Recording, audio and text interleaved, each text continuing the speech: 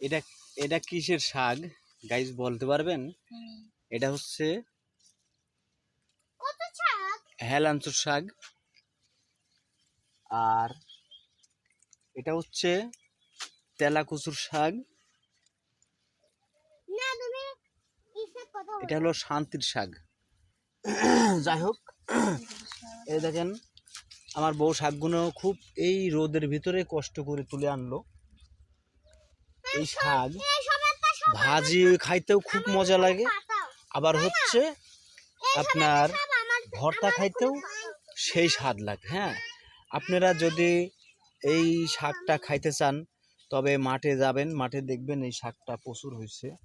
এগুলো আপনি ভর্তা ভর্তা করে রুটি দিয়ে খুব মজা, ভারী মজা লাগে।